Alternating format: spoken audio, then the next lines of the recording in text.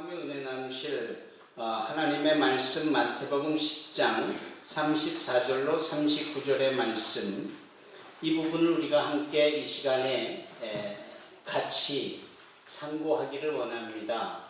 깊이 생각해 본다, 이런 말씀입니다. 제가 이런 말씀을 먼저 드려보겠습니다. 어떤 사람이 정말 척박한 땅을, 광야를, 사막을 오랫동안 걸어가고 있었습니다.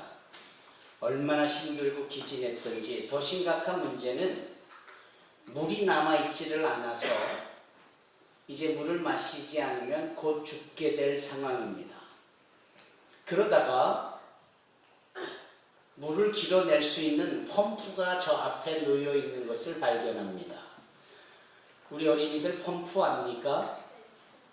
우물에서 약간 진화하여서 그 물을 좀 붓고 계속해서 펌핑을 하면은 소위 저 지하수의 물이 이렇게 끌어져 올라오는 그 기구가 펌프죠. 그게 그 앞에 놓여 있는 겁니다. 얼마나 반갑겠습니까?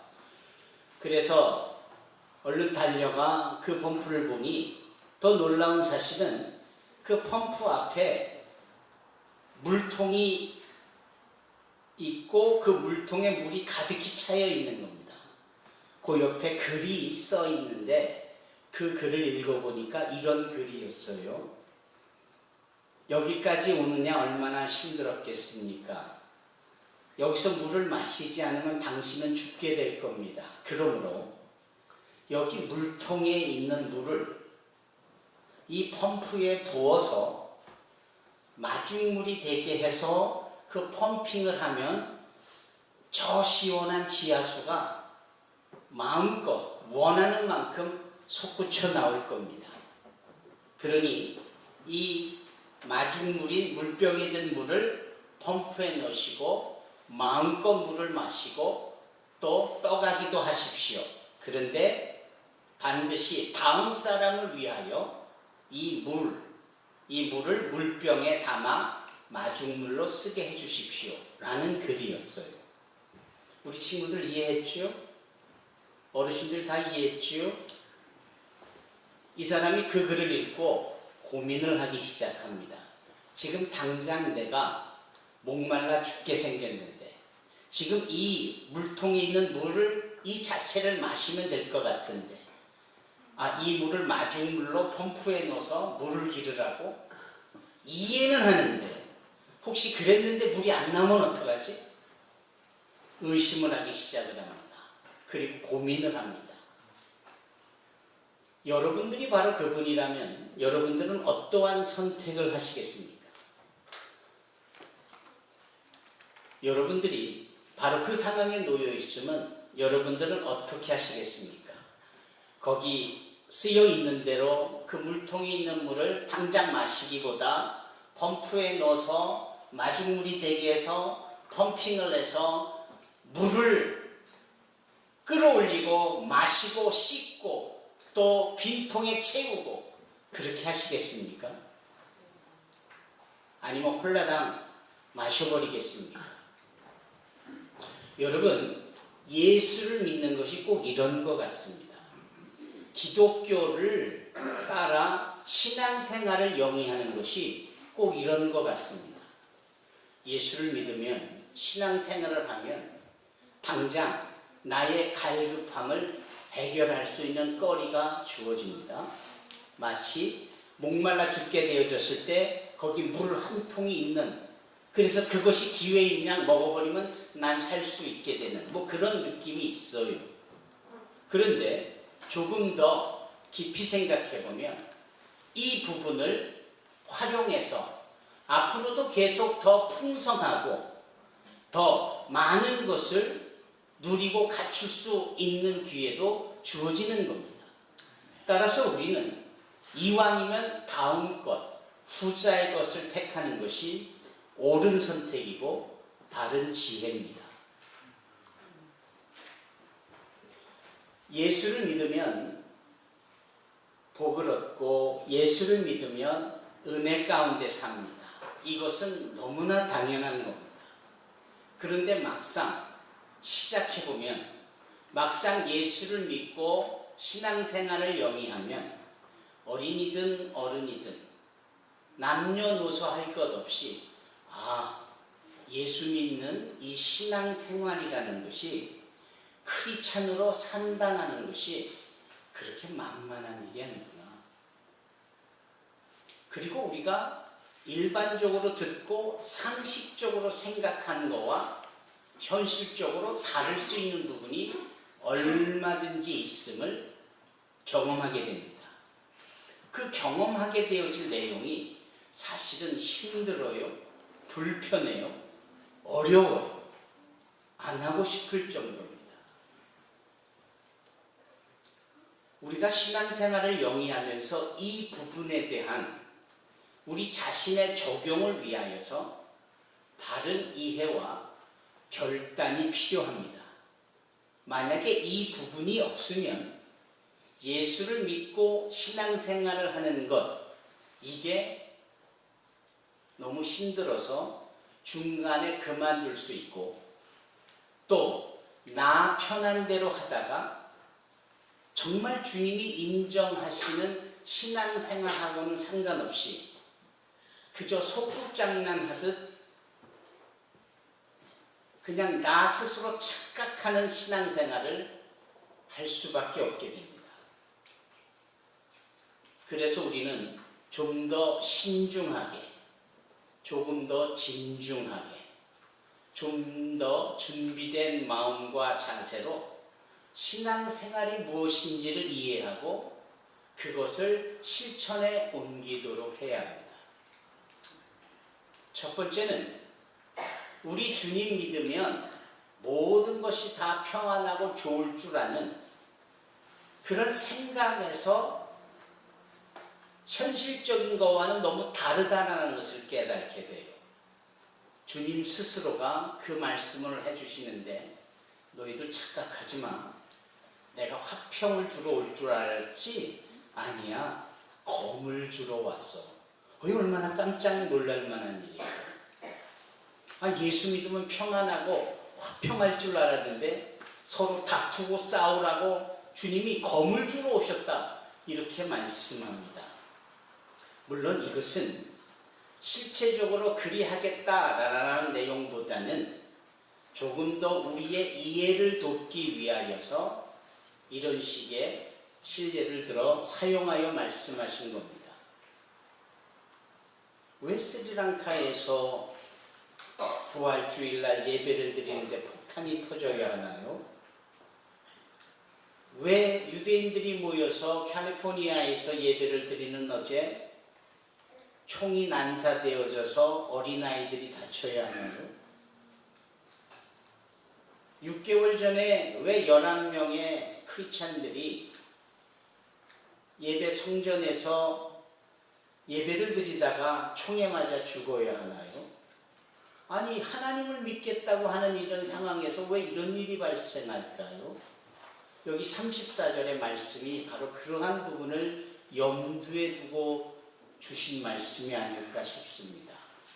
예수를 믿는다라는 것 때문에 세상 사람들이, 믿지 않는 사람들이, 다른 종교에 심취해 있는 사람들이 사람에게 상처를 주고 생명을 위협하고 심지어 죽이기까지 한다면 과연 예수님이 이 땅에 오신 이유가 화평을 주러 오신 것이 아니라 검을 주러 오셨다는 말씀과 그 의미를 같이 할 수 있을 것 같습니다.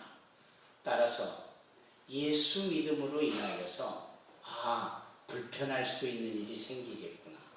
그런데 예수님께서는 그 불편할 수 있는 상황을 조금 더 현실적으로 말씀을 하는데 그 말씀이 35절 말씀이에요. 내가 온 것은 사람이, 즉 아들이 그 아버지와 딸이 어머니와 며느리가 시어머니와 불화하게 하려 함이니, 예수를 믿는 그것 때문에 믿지 않는 부모님들이 자녀와 불편하게 되고, 그리고 시어머니와 며느리가 불편하게 되어지고, 오늘날 이런 모습을 우리는 여러 가정에서 쉽게 볼 수 있습니다. 내가 믿는 예수로 인하여 믿지 않는 다른 가족이 불편하다 여기고 그것 때문에 형제지간에 부모와 자녀간에 고부간에 갈등이 생겨나는 겁니다. 그런데 주님은 너무나도 분명하게 말씀해 주세요.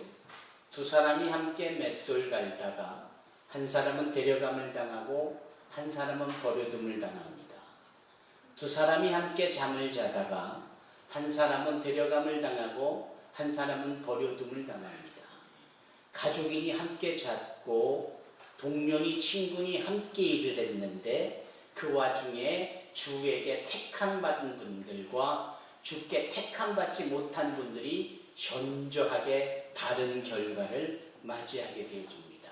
아무리 중요한 가족이라 할지라도 아무리 가족끼리 모여진 가정 아니라고 해도 신앙이라는 것 하나로 예수의 진리되어짐이냐 그것을 거부하느냐에 따라서 가장 중요한 가족 자체도 이렇게 나눠질 수밖에 없는 겁니다. 그러니 이것을 주님이 정하셨다면, 거룩하신 하나님이 정하신 기준이라면 우리가 소중하게 여겨지는 그 소중함보다 거룩하시고 어제나 오늘이나 영원토록 동일하신 하나님의 기준 삼아준 그것에 우리가 맞추어야 하지 않겠습니까? 우리 학생들이 학교에서 있을 때 선생님들이 하경아 너 기준 그러면 하경이가 어디 있든지 그 자리에 서서 오른손을 들고 기준하고 외치면 거기를 중심으로 학생들이 오와 여를 맞춥니다. 군대에서도 마찬가지지요. 기준이라고 명령받은 병사가 손을 들고 기준이라고 외치면 그걸 중심으로 흩어졌고 여기저기 산재에 있던 병사들이 오하여를 맞추며 기준을 중심으로 모입니다.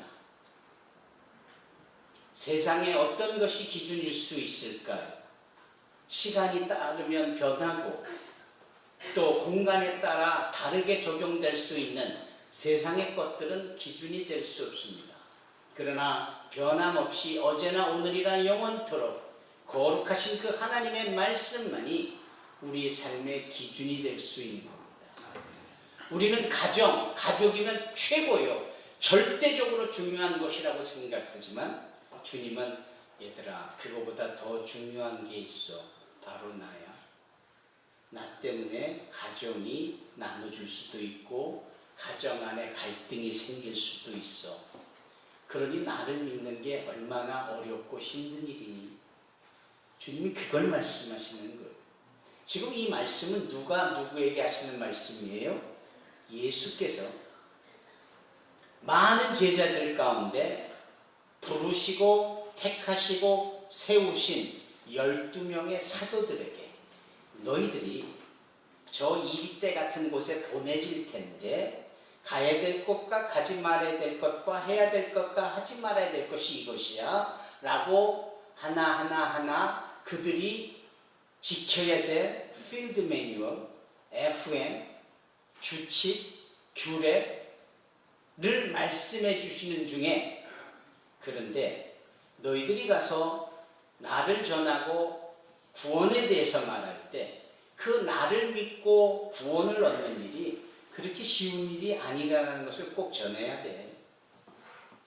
심지어는 절대적이라고 여길 만한 너희들의 가정조차도 절대적이라고 여기는 너희들의 가족조차도 나보다 우선될 수가 없어.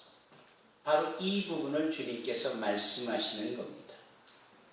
그러시면서 36절에 보니까 사람의 원수가 자기 집안 식구인이라 라고까지. 이것은 문제의 원인이 저 멀리 있었던 것이 아니라 가장 가까운 데 있었다라는 공간적인 부분의 이 말씀이 아닙니다. 예수 믿는 이 일은 정말 혈연으로 핏줄로 이어진 가족조차도 어찌 해볼 도리가 없는 부분이구나. 여러분 그러한 가운데 여러분들이 이 자리에 나와 계시다라는 것은 주님의 기준에 맞춰진 자들이요. 이런 부분에 있어서 주님께서 여러분들에 대한 분명한 인식과 용납과 환대와 여러분들을 향한 상급과 격려와 칭찬을 허락해 주실 줄로 믿습니다. 우리의 인생이 모세에 따르면 70이고 그 중에 좀 건강하면 80이라고 했습니다. 요즘은 워낙 의학 발전과 그리고 사회복지가 잘 되어 있다 보니까 그리고 굶어서 어려움을 당하는 분들이 대부분 안 계시니까 장수하는 분들이 많으시죠. 설령 그렇다 한들 인생을 100세로 보았을 때 100이라는 숫자와 영원이라는 숫자, 영원, forever, everlasting 이 부분과 비교를 해보면 도대체 큰 선 앞에 정말 0.2mm짜리 샤프심으로 점을 하나 콕 찍어 놓은 정도의 그 부분이 아닐까요? 눈에 보일까 말까 하는 것. 인생 100세가 사실은 영원이란 숫자 앞에 아무것도 아님을 보게 됩니다. 사람들이 특히 우리나라와 같은 동양 사람들이 가장 긴 시간을 표현하는 단어 중에 쉽게 쓰는 단어 하나가 있는데 억겁이라는 세월입니다. 억겁. 도대체 억이라는 숫자도 큰데 겁이라는 숫자는 뭐냐? 1000년에 한 번씩 하늘에서 천사가 내려와 집채만한 바위를 자신이 입고 있었던 걸치고 있었던 부드러운 그 실루엣과 같은 천으로 그 집채만한 그 바위를 한번 훑어요. 그렇게 훑어져서 1000년에 한 번씩 했던 그걸로 이 바위가 다 닳아 없어지는 그 기간을 겁이라고 말합니다. 이건 사실 불교 용어예요. 이 겁 곱하기 억 한 게 억겁의 세월입니다. 그러나 억겁이라는 이 단어도 영원이라는 하나님의 속성, 그분의 시간적 기준에는 절대로 못 미칩니다. 우리에게 주어진 인생에 어려움이 있고 고난이 뒤따르고 예수 믿는 것이 힘들다 할지라도 차라리 그 힘든 인생의 짧은 시간을 택할 때 영원이라는 하나님의 시간 속에 보응과 그분과 더불어 함께 살 수 있는 일이 주어지니 우리는 당연히 물통에 있는 그 물 한 잔 먹고 지금까지 갈증으로 괴로웠던 문제를 해결하고 이제 다 끝났다라고 여기지만 또다시 목말라 광야에서 죽게 될 수 있는 이 상황 속에 있는 것보다 그 주어진 물을 마중물로 여겨 펌핑을 하여 충분히 사막을 건너갈 수 있고 언제든지 시온이 그 갈증을 해소할 수 있는 물을 확보하는 것이 낫지 않겠습니까?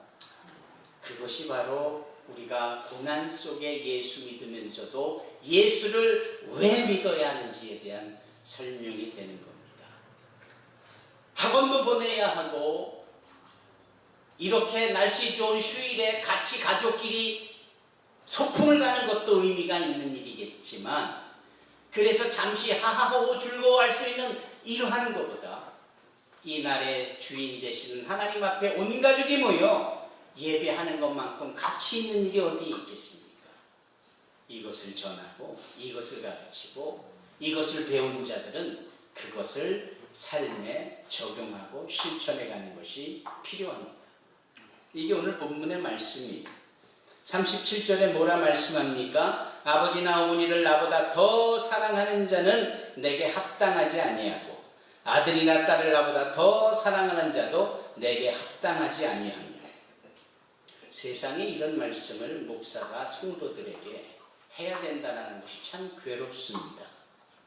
그러나 이 말씀은 주님이 당신의 제자들에게 하신 말씀이요, 여기에 성도들의 눈치를 보거나 비위가 상할까봐 건너뛰어야 될 상황은 절대 아닙니다. 지금까지 34절, 35절, 36절의 말씀을 다시 한번 반복하여 하시는 겁니다. 너희가 과연 나보다 누구를 더 사랑하는데? 너희가 과연 이 세상에서 나보다 더 무엇을 더 중요하게 여길래? 우리가 너무나도 잘 아는 찬송가, 예전 백이장이었는데 지금도 백이장입니까? 주 예수보다 귀한 것은 없네. 예수밖에는 없네. 미국의 대공황 시대에 얼마나 먹고 살기가 힘들었겠습니까? 노래를 잘했던 자신에게 클럽 바에 나와서 노래하라고 직업이 주어졌을 때 뛸 듯이 기뻤습니다만, 사람들이 술 마시고 있는 앞에서 하나님이 주신 아름다운 목소리로 세상 노래를 불러 사람들을 즐겁게 하는 것보다 교회 나가 예배하고 찬양대에 서서 찬양하는 것이 훨씬 더 바람직하다라는 결과를 맺고, 그가 부른 노래가 주 예수보다 귀한 것은 없네, 예수밖에는 없네. 여러분, 우리에게도 그러한 도전이 우리 자녀들에게, 우리 부모들에게 동일하게 있어야 될 줄로 믿습니다. 사랑하는 성도 여러분, 우리 각자에게는 주어진 형편과 상황이 많이 다릅니다. 이 다름 속에 주께서는 각자에게 소명이라는 것을 주셨고 믿음이라는 정도와 분량을 허락하셨습니다. 다른 분들은 예수 믿는 것이 즐거워 보이고 정말 어려움 없이 믿는 것 같은데 왜 나는 이런 어려움이 있을까? 얼굴이 다르듯 신앙의 발자취, 신앙의 걸음과 마땅히 감당할 것도 다른 부분이죠. 그걸 소위 십자가라고 우리는 표현할 수 있습니다. 그래서 각자에게 주어진 신앙의 도전, 신앙의 형편, 신앙의 상황.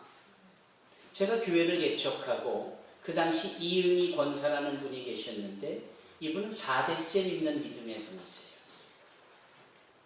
나중에 권사가 되셨고 그 당시에 집사셨는데, 저와 제 아내가 얼마나 부러웠는지 몰라요.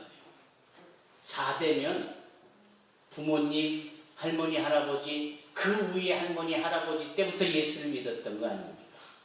그 위로부터 세대를 넘어 흘러내려지는 그 하늘의 신령한 복과 이 땅의 기름진 열매가 얼마나 많겠어요. 반면에 이 종은 제 세대에, 저는 어린 안양에서 태어났고 학교를 서울로 다녔는데 교회도 서울로 다녔어요.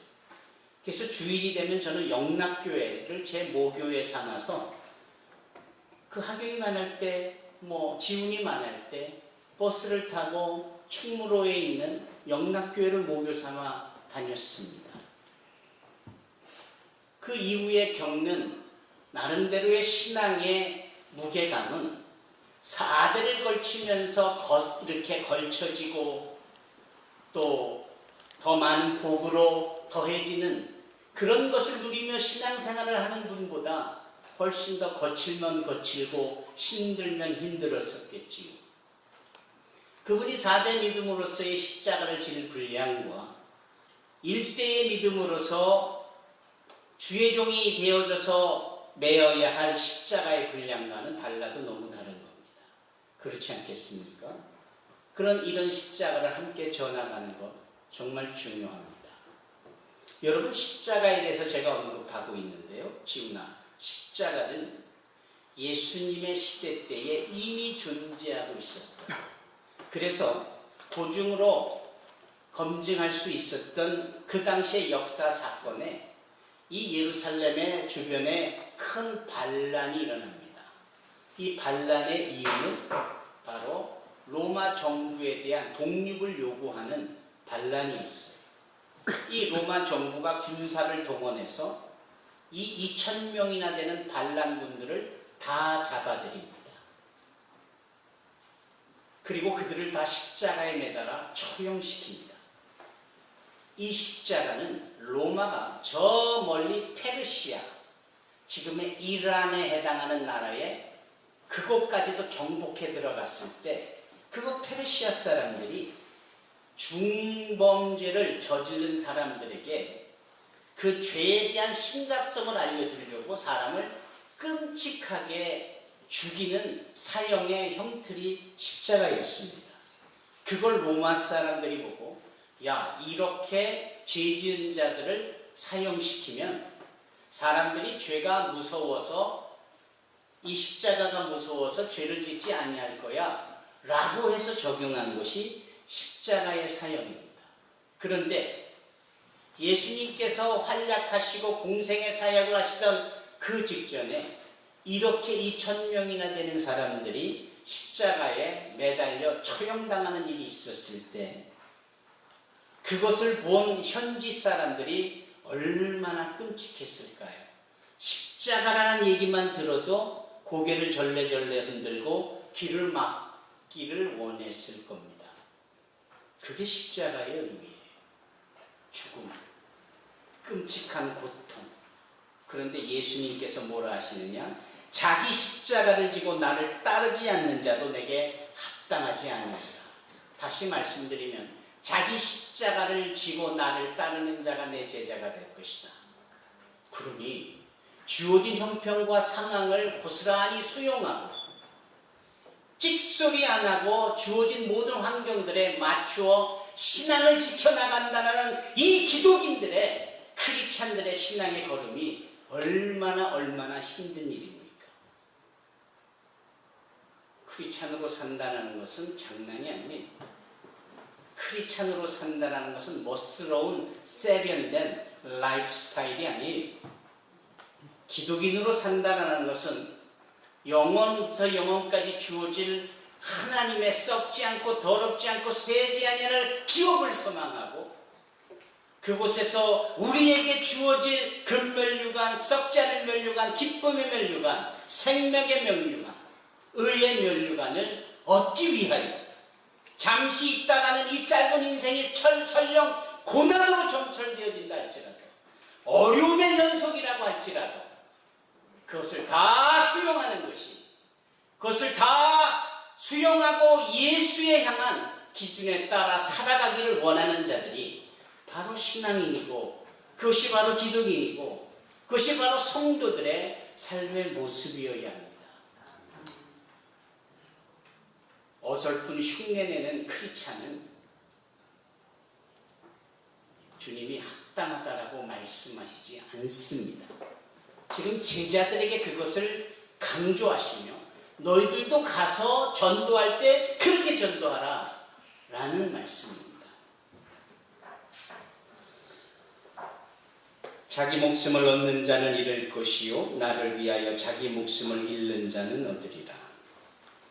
그러니 우리가 내 것을 내려놓는 것, 설령 내 것을 잃는다 해도 잃는 것도 아니고 내려놓는다라고 포기되어지는 것도 아니고 그렇게 이 모든 것을 수용한다라고 할 때 주께서 부어줄 것이 얼마나 많고 크고 귀한 것인지를 주님께서 39절에 말씀합니다.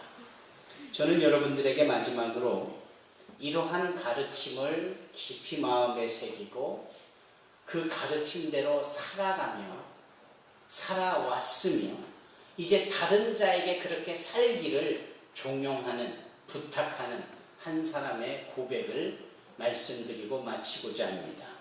그 고백의 주인공은 바로 사도 바울입니다. 그리고 그 사도 바울은 자신의 제자요 아들격인 디모데에게 바로 이 말씀을 전하는데 그 말씀이 디모데후서 4장의 말씀입니다. 디모데후서 4장 5절에 이렇게 말씀합니다. 너는 모든 일에 신중하여 고난을 받으며 전부자의 일을 하며 네 직무를 다하라.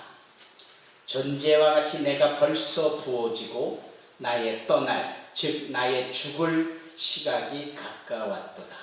나는 선한 싸움을 싸우고 나의 달려갈 길을 마치고 믿음을 지켰으니 이제 후로는 나를 위하여 의의 면류관이 예비되었으므로 주 곧 의로우신 재판장이 그날에 내게 주실 것이니 내게만 아니라 주의 나타나심을 사모하는 모든 자에게 됩니다. 이 귀한 말씀이 우리 사랑하는 자녀들에게, 일부 예배를 마치고 돌아간 성도들에게, 그리고 이 자리에 머리 숙인 우리 사랑하는 성도들, 또 미국에서 온 젠 마이어와 와니다 마이어에 함께하기를 주님의 이름으로 축원합니다. 기도하겠습니다.